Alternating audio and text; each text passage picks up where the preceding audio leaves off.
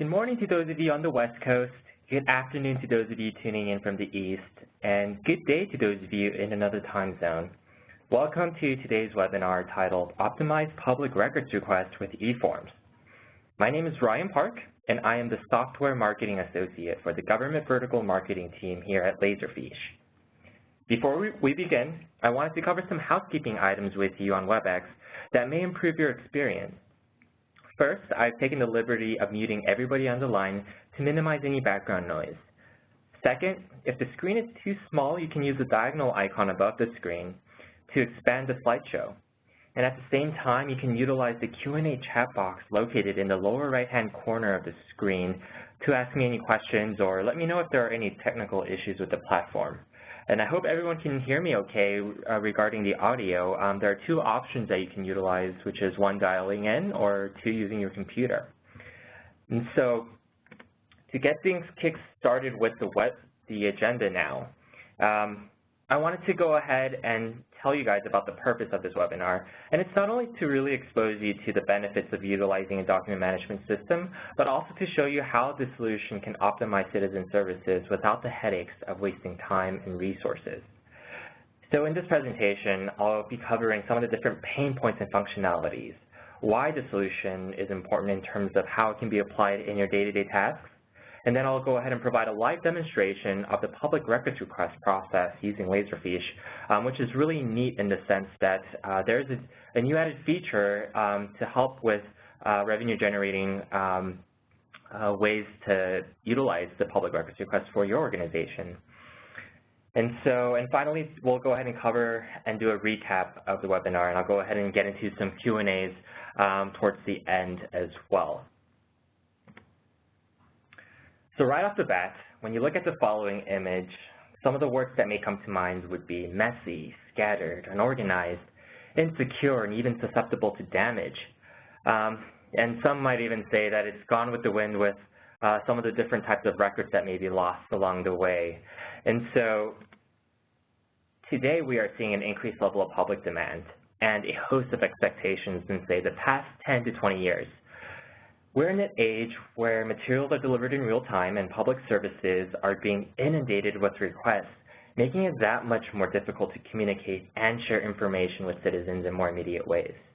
One of the major hot topics here is also in information governance as well, in terms of how things can be able to be managed more effectively.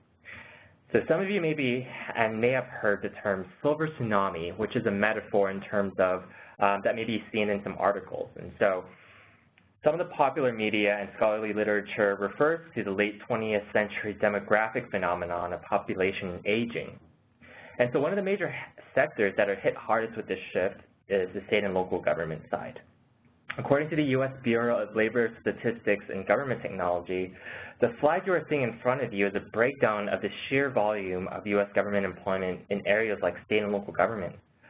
One government official expressed to me that his department had over 50% of staff eligible for retirement, and within the next year wasn't sure if the department is going to have that same level of staffing or be able to recover the skill sets that may be lost within when they do retire. So think about every time you needed to process a public record request and notice that the individual submitting the initial request made an error, and you had to return it back to the individual, knowing that the deadline was right around the corner. What about those times where you had to physically go through a hefty list of records that needed to be hand-delivered or signed by multiple people before it went to the final decision makers? Or what about thinking about the wasting or looking at the time that was wasted sitting in meetings trying to process the record or public records requests in question, working off of multiple versions, resulting in long and arduous processes with delayed responses. Whether you have personally experienced these time-consuming tasks or can relate to extensive processes, I'm sure you can understand what a major headache it can be to face stressful delays when you want to get from point A to point B. As a former government employee myself, there have been moments where I thought to myself, can this process be made easier, or are there better ways to process this request? Although it's easier said than done, government organizations can do business better by increasing the way they capture, access, and manage the flow of content. To begin with, let's answer the question, what is ECM? And ECM stands for Enterprise Content Management, and it is a one-stop shop for optimizing your document management needs. So in short, ECM can be used to advance your organizational goals and refers to a category of software that can store documents, manage information, and automate workflow processes. And if you didn't completely understand each point, I'll be breaking down some of the most useful tools you can find in terms of the different capabilities and functionalities here. So one of the major methods is to capture the information. Whether an organization has 100 or 1 million documents to scan, planning out processes ahead of time is essential. So managing an organization's content begins with capture, the process of importing information into the repository. So a few methods of capturing documents can include using electronic forms to make documents digital from the point of creation, scanning paper documents which can be filed in a digital repository, and capturing electronic and image files, including PDFs and TIFFs and images, to be able to make annotations or to make whatever changes or content necessary to help move the process become more efficient. Now, how many have you tried manually searching for documents that didn't really produce the right result or wound up with way too many documents to sift through? I'll guess by saying that a majority of us have experienced something of this nature. Instead of heading to a filing cabinet to look up documents like vendor contracts, building permits, employee files, public meeting agendas, and more to access and to work with these documents, it all depends on how the organization chooses to capture the information and how it's well structured and organized. So document management can also house your records electronically to provide that central automated system for archiving your content and making it accessible to the end user. The ideal method here is through electronic forms. When it comes to building forms, you don't need to be an IT expert to create a sleek and intuitive interface. According to Gartner, 85% of business processes are inherited by a form. Yet, research shows that up to 40% of submitted forms contain missing information that need to be manually corrected. Access to electronic forms means that constituents can process an application without wasting any paper and ensuring that it goes to the authorized employees without the fear of getting it overlooked or worse, lost. Utilizing e-forms not only accelerates the organization's processes, but it also makes it easy for end users to approve forms, ensure that no stone is left unturned in terms of increasing transparency, and creating forms and histories that show the current status of the document in process. And so I'll be showing more about this in the live demonstration and how you can be able to look at the different operating and performance of the different process within itself and how it relates back to internal staff or by constituents themselves. Now, let's briefly look at an example. We're utilizing e-forms, and one of the ways that an organization has been utilizing the Freedom of Information Law request, which is the city of Ithaca in New York. And the way that they were able to do this was to be able to really cut down on the manual tasks and the time-consuming elements here. So by reducing this processing time, they were able to save 7,000 hours within its first year, and they're able to eliminate the need to file a request at City Hall and be able to configure and meet those statewide regulations that occur when it comes to Freedom of Information Law requests or public records requests. When it comes to web-based solutions, government professionals don't need to stay restricted behind their desk to approve processes. With mobile ECM, productivity can take place inside and outside of the office building. And so one of the examples utilized here is, let's say, a graffiti removal request. So those in public works or those who have field workers can go ahead and utilize the mobile app to take pictures and to fill out this form to be automatically routed and to initially increase the level of service when it comes to graffiti removal or other sorts of field-related services that the government provides. And with workflow, ECM can be an asset to your organization in more ways than you think. Workflow is a flexible, easy-to-use tool for automating and optimizing business processes organization-wide. So workflow enables you to map, model, manage business processes to efficiently achieve your goals. And end users can really get a benefit out of workflow with an intuitive top-down process map, which allows end users to build a process for their organizational needs with an easy-to-use workflow designer. And so this can also help to automate processes like these public records requests and contract management or other sorts of revenue-generating processes for your organization.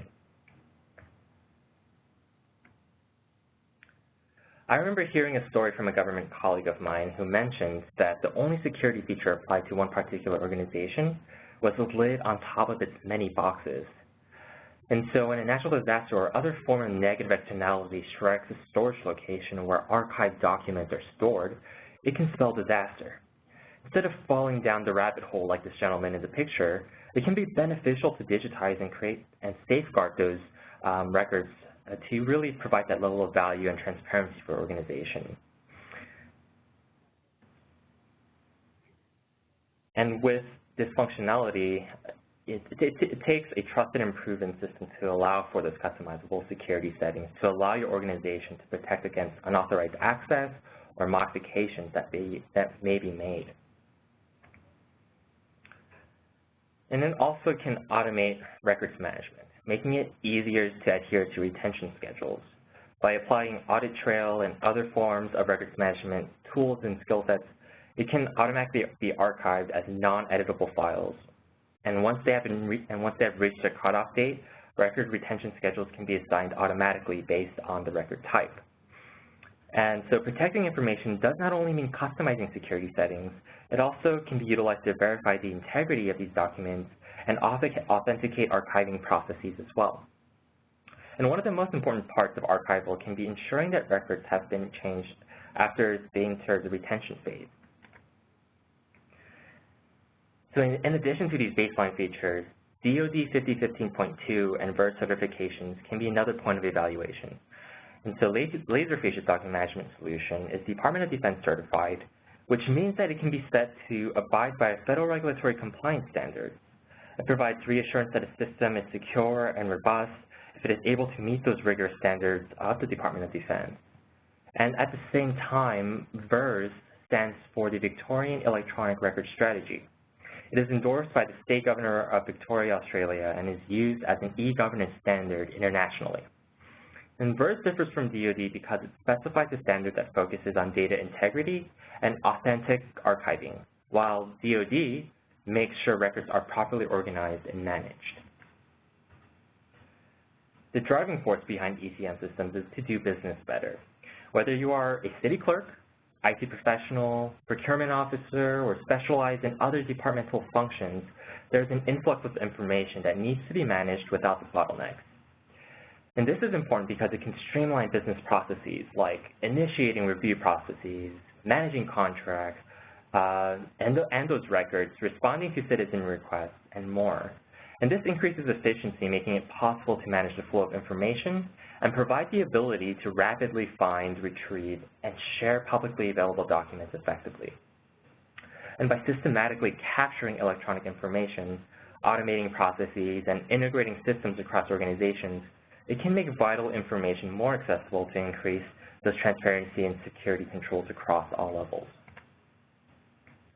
According to a Center for Digital Government survey, more than 200 government respondents wanted a solution that provided cost savings, enhanced security, and performed better information capture, and supported consistent, collaborative information sharing organizational boundaries. And what they found was that over 80% of respondents said that better document management capabilities were a high priority. And 70% of respondents were actively reinvesting in their document management technology. One way that can help to map out a lot of the different processes or automation capabilities is through the Laserfiche digital transformation model. And by looking at it immediately, you can look at the fact that it's broken down into 5 different steps. But I'd like to point out here, and organizations don't necessarily have to start with phase 1, which is the digitization phase. Organizations can really evaluate what their needs and capabilities are, and so if they're, for example, on the topic of this webinar on automating public records requests, they may be looking at phase 3.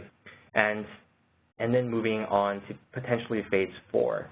And there's not really one linear path when it comes to looking at how organizations can map their digital transformation journey.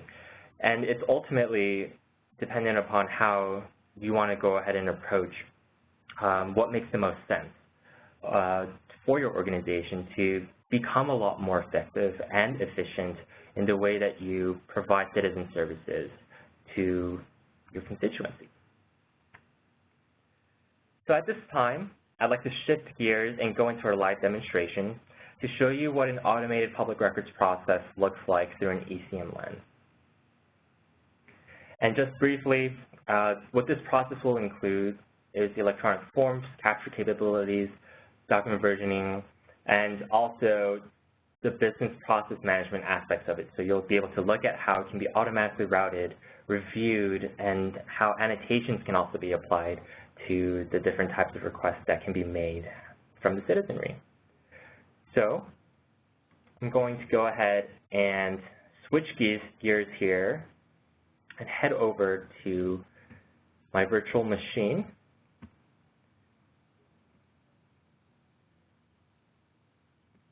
And briefly map out a scenario for you when it comes to this case.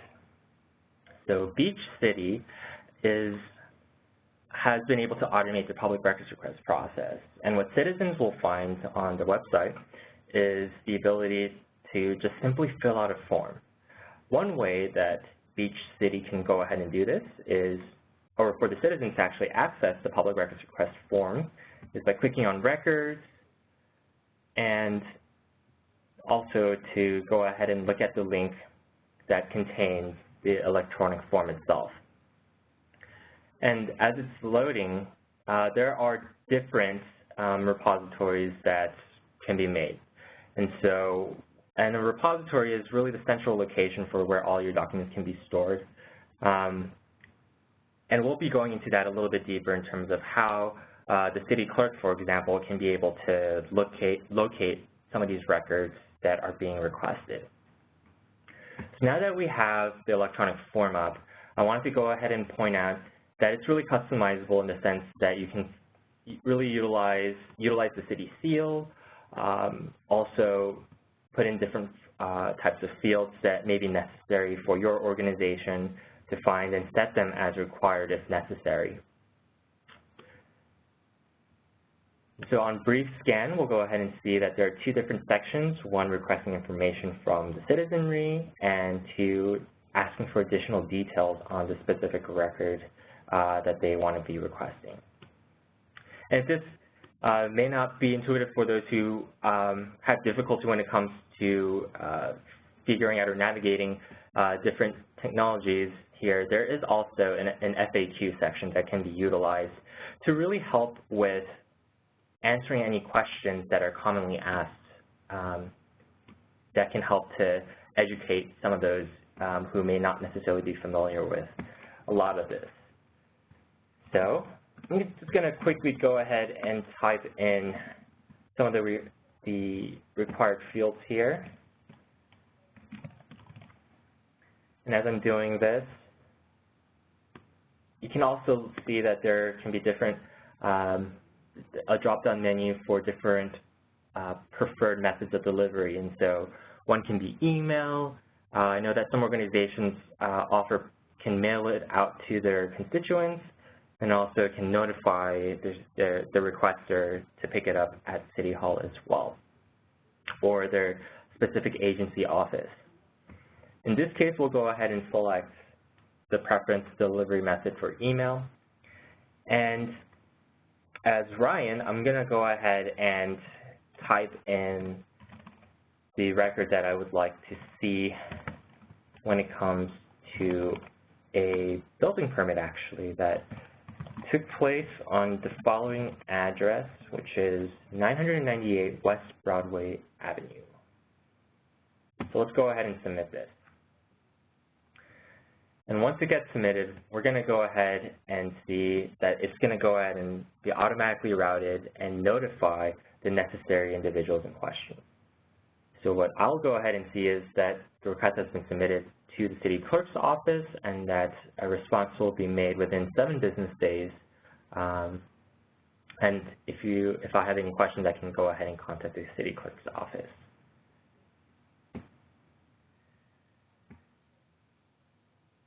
So once that happens, we're going to go ahead and play the role as Clara Clerk. And Clara Clerk will go ahead and see within forms that there is a new request that came in within the inbox itself. Looking at the available tasks here and clicking on it, we'll go ahead and find that the read-only version of the form itself has been sent with a required field with an action item. However, as you can see, I'm trying to click on the send to field here, but unfortunately, I need to make one additional task, and that is to assign it to whether it be a staff member or a different member of the office to go ahead and process it. And that's mainly because we want to go ahead and keep a record of the types of different actions that are being made within the process itself. And also you can see that in the action history that the next step is to assign this request to a particular department within the organization. And considering that other staff members are busy with different tasks, I'm going to go ahead and assign it to myself with the notion of seeing the date that it was assigned, the due date, as well as the priority for it. So by clicking on the Assign to Me button, I'm now able to go ahead and access and find the department that needs to go ahead and review this request itself. And since it was for an address itself, and considering it's for a building permit, we're going to go ahead and send it to the building department and ask them to please review it.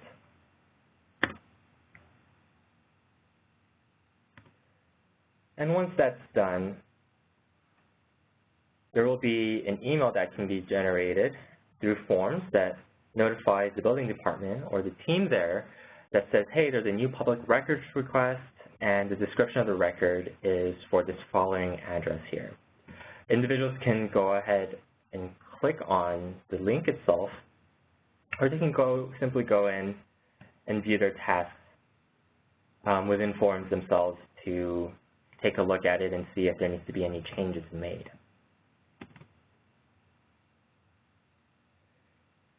And in this sense, considering that there has been some time that was made, the priority setting has changed so that it's high for response and for review and a decision.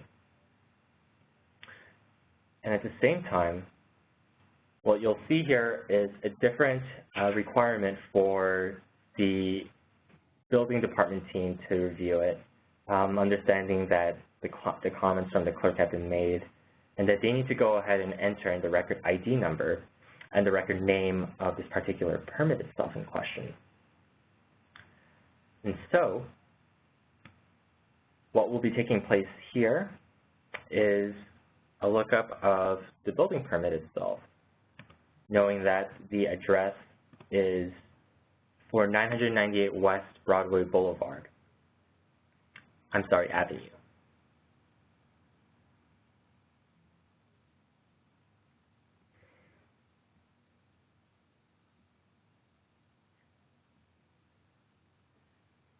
So in this sense, we're going to go ahead and take a look at Clara Clerk's repository. And as you can see here, there are different folders that really pertain to different records that she really manages. And these can be building permits, city budgets, city council minutes, and other sorts of records that fall into, and that she has access to viewing. And as you can see here immediately, as we navigate through the different building permits, there's just a laundry list of different permits that are available, and it's very difficult and time-consuming for us to go ahead and identify which one really fits the the West Broadway, the Avenue address itself. So to simplify it, we can go ahead and do a quick search by typing in the address here, and it immediately narrows it down to 2 searches. And what you'll notice is that there are different ways that you can search for it. One being the search summary. You can do advanced search to really narrow down on the type of document that you want to go ahead and review. Or you can just do, enter it in the search bar as well. And go ahead and identify any of the different types of fields or entry names that you want to go ahead and look for. So it's really customizable in that sense. So we're going to go ahead and review it, but before we do, individuals can also go ahead and preview the document itself before actually having to click on the actual permit. And they can also review a lot of the different keywords here through the different fields options by capturing a lot of that necessary information needed to make those reviews a lot more seamless. In this case, we're going to go ahead and click on the building permit. And what we'll find here is really the breakdown and the templates that will be still shown as well as the context hits here.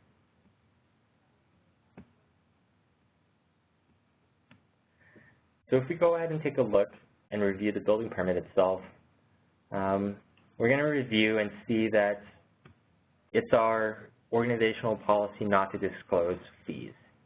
And we're going to find above here different annotation tools on this document itself. And I'd like to specify that this is actually a TIFF image so that annotations can be made for this particular record in question. And so we're going to go ahead and redact through drag and drop functionalities the fees chart and save it so that this can be applied for others who may be searching for it as well. And annotations can also be readily marked to view who made what changes during what time of day or what date itself.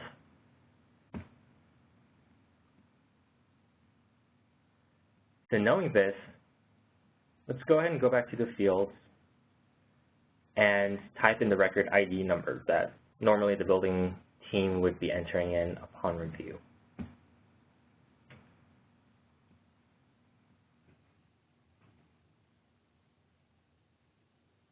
So just to confirm,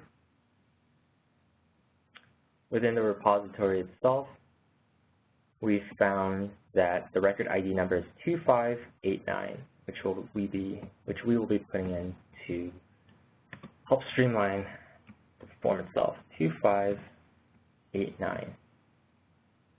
What you'll also find is that it automatically generated the record name or the building permit itself with the number in the following required field too, to help save some time.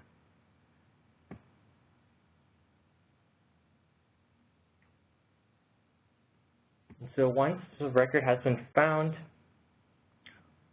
the next step here is that there will be another email generated, which will go ahead and notify them that the public records request has been processed and that this can now be requested and found on the city's public portal. And so you can also go ahead and click on the link that's generated to view the building permit in question along with the redactions here. Another method of delivery is also through what's known as web links.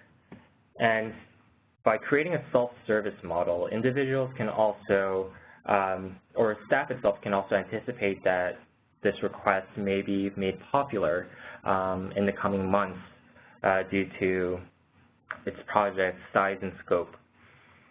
So they can also import it or put it on the public portal, which will allow the citizenry to also do a quick search following the self-service model to find the record in question without having to waste any staff time and allow other staff members to focus on additional priorities.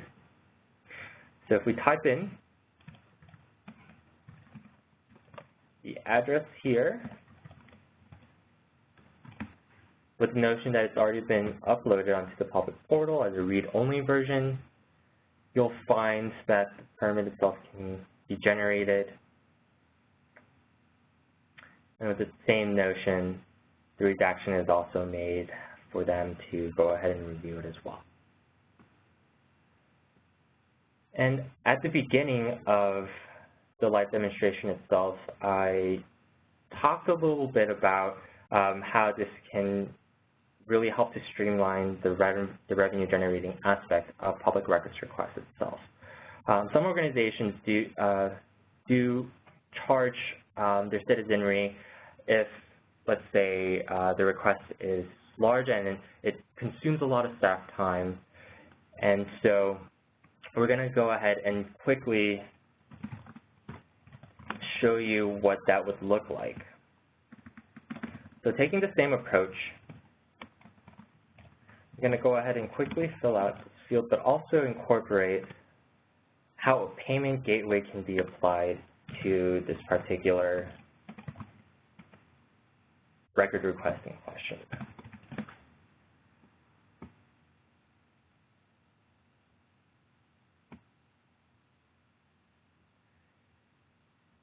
So following a similar steps that I've done earlier, I'm going to go ahead and assign it to whether it be me or to another staff member. You can go ahead and do that. And also I'd like to point out that you can edit the priority as well as edit the different due dates that may be associated with this request itself. And this editing the due date can also help for any legislation that may change when it comes to this particular request itself. So sending it back to the building department.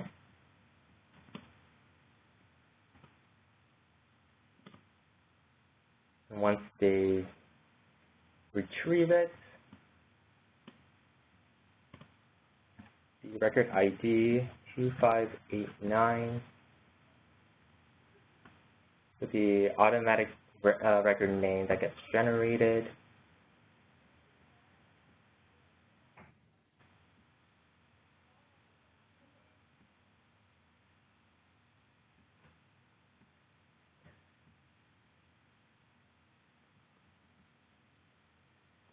And once that's done, we can go ahead and see that through a payment gateway, a fee-required email can also be sent if this is something that applies for this particular process. So what that would entail is that a payment form can be sent to the record requester. And by clicking on this link, you'll see that the request payment form itself gets pulled up. One thing I'd like to point out here is that we have an integration with Braintree, which is the one who takes charge of the payment gateway itself. And when it comes to any sensitive information that some organizations may be worried about carrying when it comes to personal credit card information or any sort of field that may be applied to that, the Braintree integration doesn't hold on to the sensitive information to reduce the liability that can be held for this particular request itself. And by using, the PayPal payment method, individuals can go ahead, click on it, and proceed with their purchase there. And so we're using a sandbox account here so that it's really just to showcase what it would look like for the end user. And in this case, the request itself would be 15 cents. They would go ahead and submit it once they confirm it.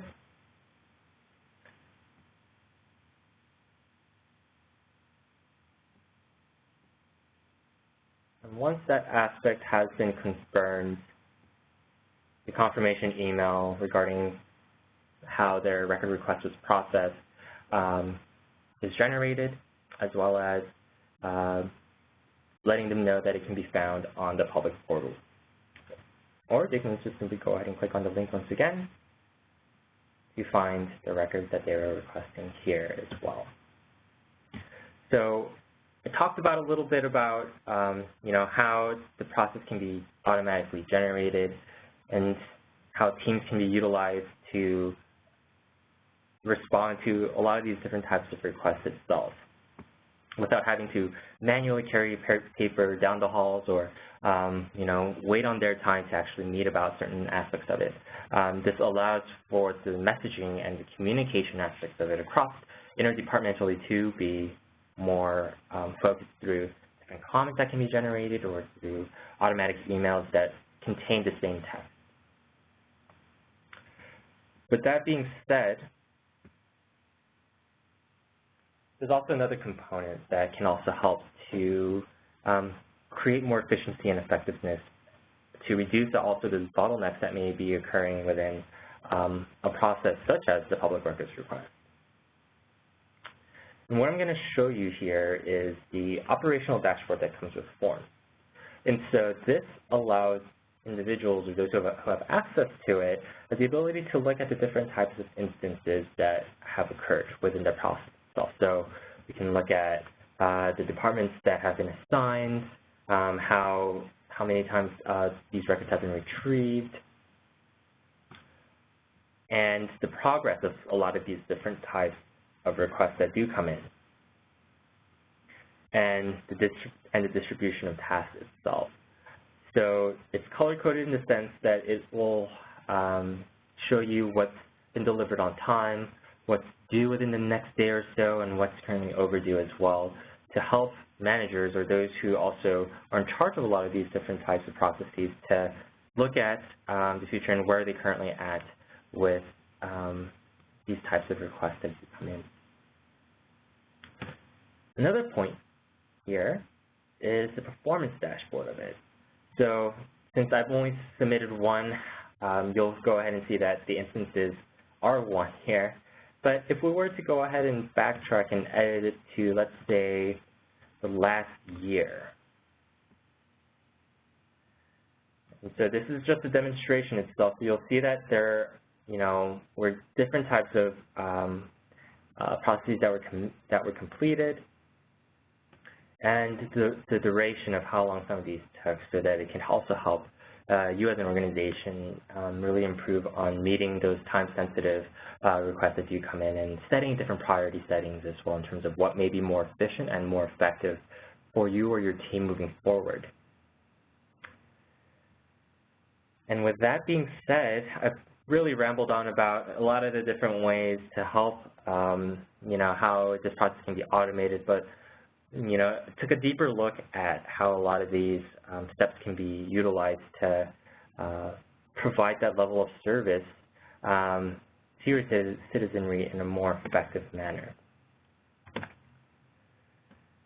And to recap here, we talked about what ECM means. We looked at different tools and features, and we talked about why ECM was important.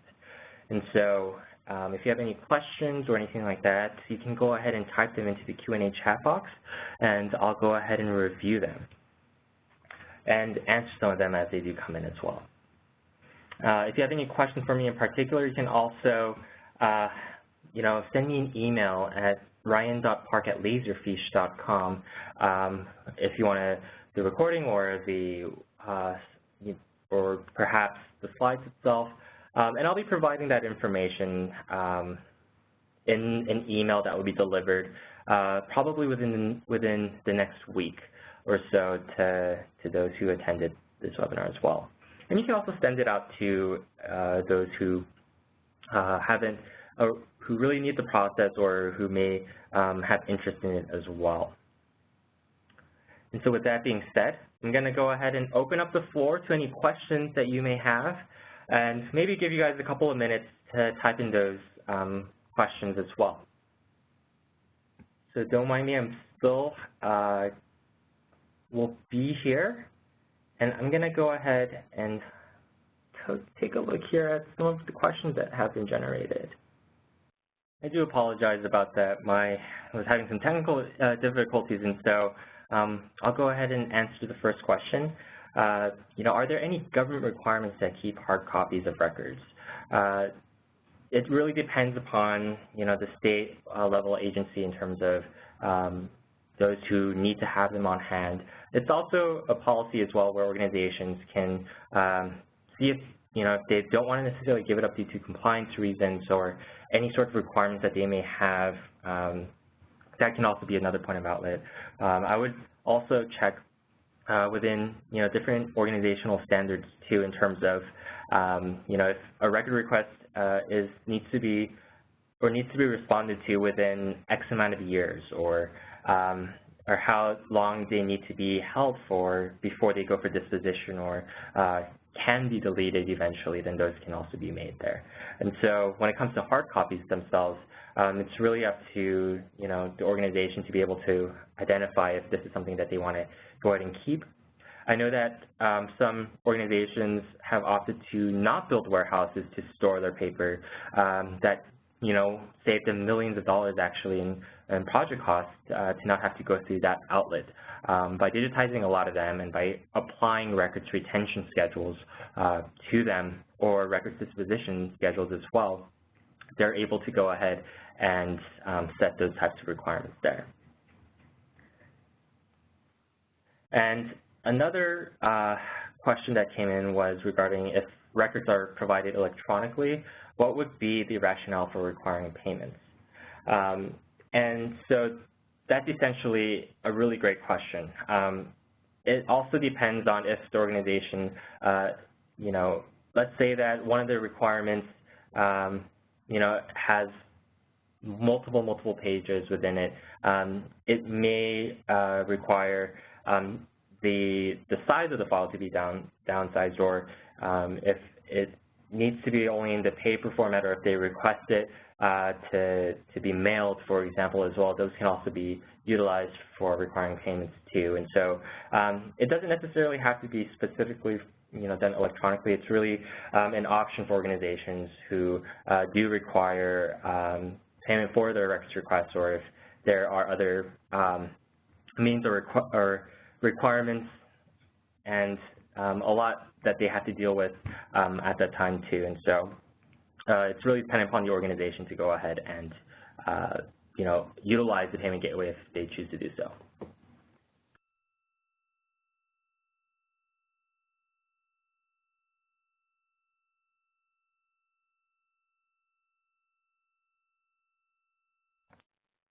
All right, and so I believe we don't have any more questions, and so you guys have my email address. If you have any questions along the way, you can go ahead and send them to me, and you can go ahead and look forward to the post-webinar email that will be sent out within the next week or so. With that being said, I hope everyone has a great rest of their week, and feel free to let me know if you need any resources, okay? Take care, everyone. Goodbye now.